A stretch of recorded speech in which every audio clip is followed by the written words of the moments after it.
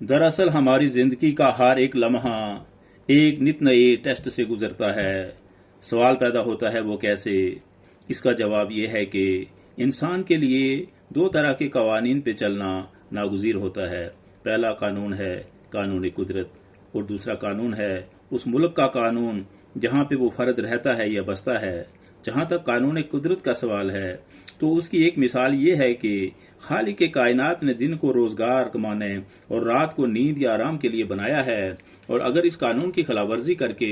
दिन और रात के 24 घंटे काम ही किया जाए तो फिर नींद और आराम के दरमियान खलल पैदा होगा जो किसी भी तौर इंसानी जिंदगी के लिए फ़ायदेमंद नहीं। और इसके बरक्स अगर रात के साथ साथ दिन का बेशतर हिस्सा भी नींद या गफलत में गुजारा जाए तब भी सरासर वो खसारे वाला अमल ही है। लिहाजा इस ज़िमन में इंसान के लिए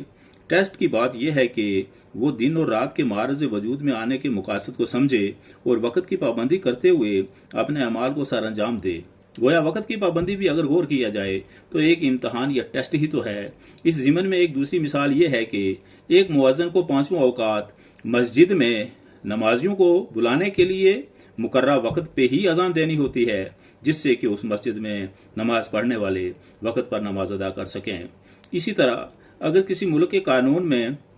गाड़ी को सड़क की बाएं जानिब चलाने का हुक्म है, लेकिन अगर कानून को नजरअंदाज करके दाएं जानिब चलाया जाए तो दो तरह के नुकसानात से दो चार होना होगा। पहला नुकसान ये है कि किसी भी लम्हे हादसा हो जाएगा और दूसरा नुकसान उस मुल्क के कानून के मुताबिक सजा मिलेगी। जहाँ तक मौजूदा दौर यानी कि इंटरनेट के दौर का ताल्लुक है, जिसमें पूरी दुनिया को एक मकड़ी के जाले की तरह जोड़ दिया गया है, जहां पे महज एक क्लिक ही से दुनिया के किसी भी दो मुखालिफ कोनों के लोग एक दूसरे को फेस टू फेस देख सकते हैं और बात कर सकते हैं। अब चूंकि दुनिया में मुख्तलिफ रंगों और नस्लों से ताल्लुक रखने वाले लोग रहते हैं और उनके जिंदगी के जीने के नजरियात, अतवार और सलीके भी मुख्तलिफ हैं, उनमें कुछ अपने मजहबी अकायद की बिना पर जिंदगी गुजारते हैं जिनकी तादाद बहुत ही कलील है, जबकि अक्सरियत उन लोगों की है जो इस दुनिया की जिंदगी को भरपूर एंजॉय करने के हामी हैं। लिहाजा जिन लोगों के लिए मजहब की कोई खास अहमियत नहीं या बिल्कुल भी कोई अहमियत नहीं, उनके लिए कानून कुदरत भी बेमानी सी बात है